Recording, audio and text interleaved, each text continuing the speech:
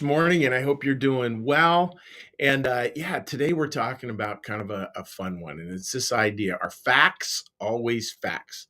And the quick answer is yes and no. It's both a yes and a no answer there. And the story we're looking at today is we've been looking at this biblical story, the famous journey of Abram, his wife Sarai, and their journey into the promised land, a pilgrimage of sorts, ancient story, the root story of the three Abrahamic faiths of Judaism, Christianity, and Islam. And we've been looking at it in terms of what we call, in the Christian New Church perspective, the internal sense, the poetic meaning of some of these words. And here we're looking at one where it's this connection between Abram and his wife Sarah. And what is that connection? What is that conjunction between those two? What does it picture? And it's an interesting concept. So let me read for you a little bit to consider, and then we'll talk about it a little bit. And here it is, just talking about, like, yeah, how should we think? Like, in our brain, there should be this coming together of the external stuff and the internal stuff, and how does that really work? Well, this is how it should work. The proper procedure is for a heavenly idea, number one, to insert itself by means of a spiritual idea into our rational thinking, and then into some fact that we know, and to fit that fact for its purpose. So it starts out with these really high spiritual ideals that we have, moves into spiritual ideas, which are more sort of like middle ground, then moves into what we know, and then we fit what we know to its purpose. It's always coming, though, from a higher perspective. That's the key there. It's if I was to summarize it, it would say, look at the facts of life from a higher purpose, from a higher point of view.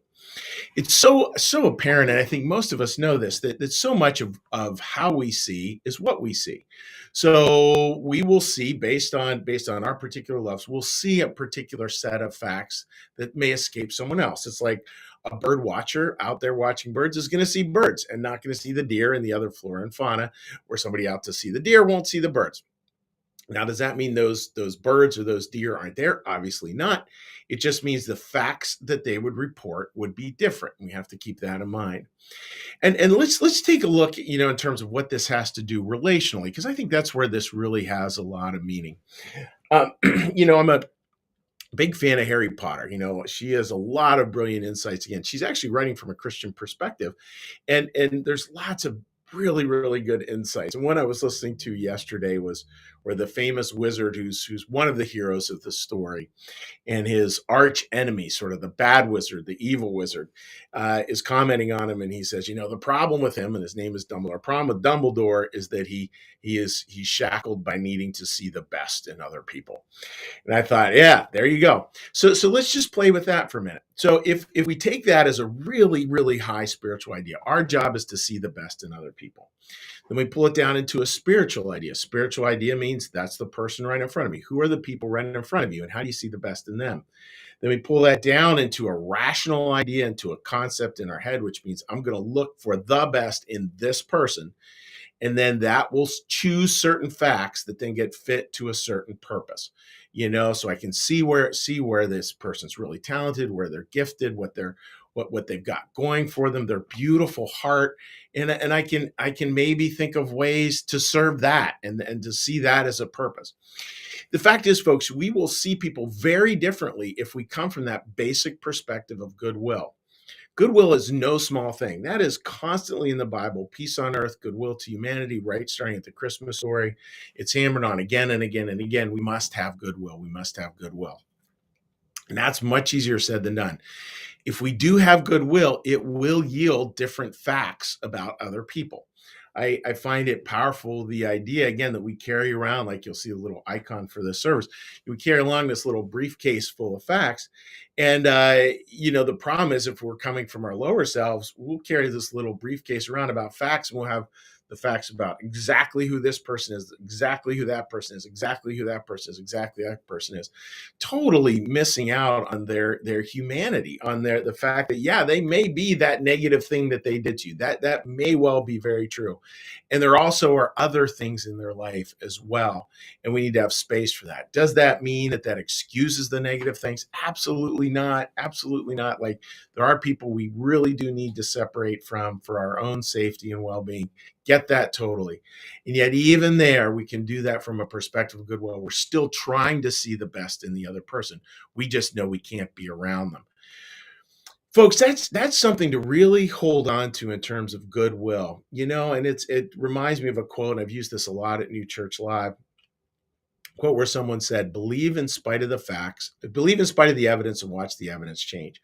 It's very true, and that's what God so wants us to do, because Dumbledore in the end of Harry Potter, like the fact that he saw the best in other people is sort of what saves the day, even though it might appear sort of naive, childish, simplistic, puts him in harm's way. It may appear all those things.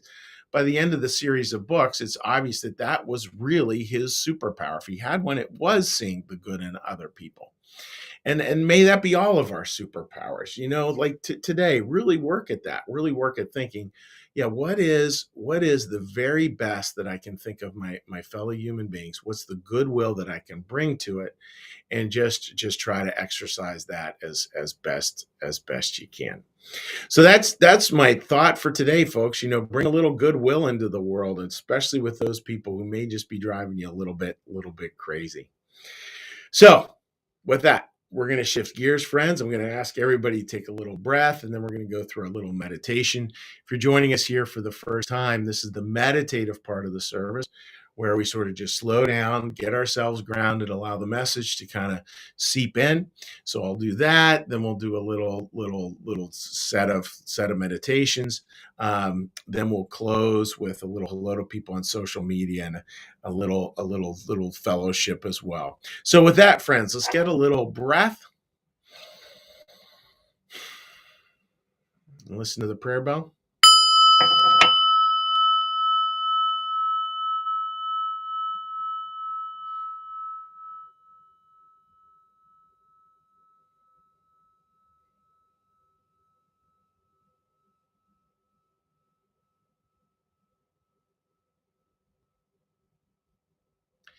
Be still and know that I am God.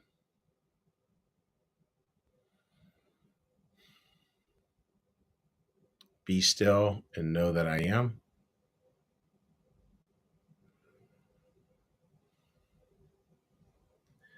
Be still and know.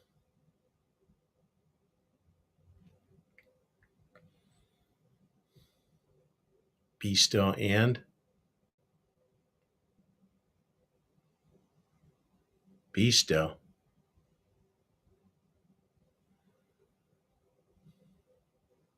Be.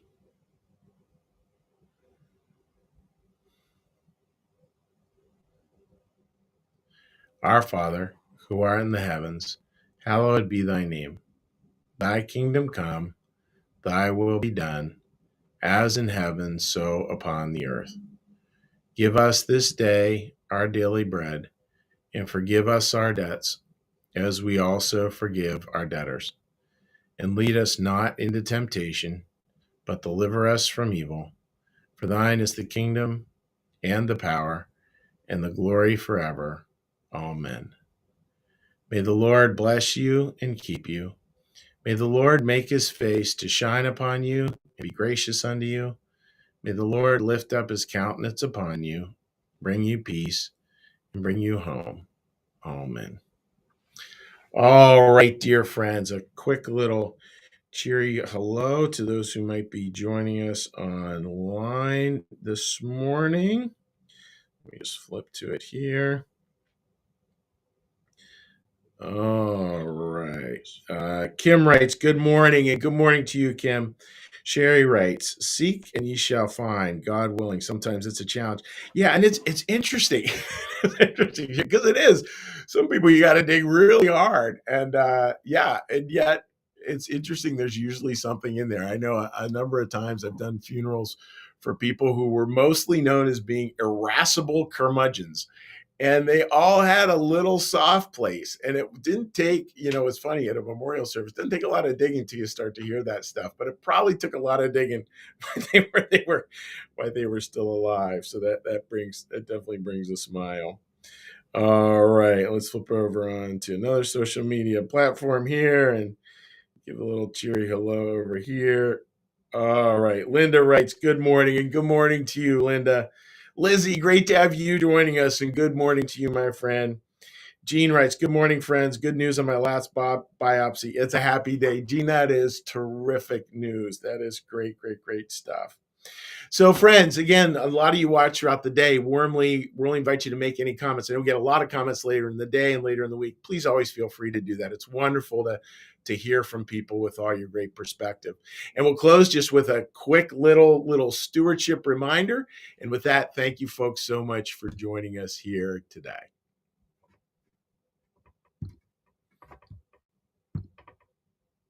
Like our content? It's funded by viewers like you. Please consider becoming a sustaining supporter of New Church Live today. So with that, dear friends, take care. God bless. We'll see you tomorrow. Bye-bye.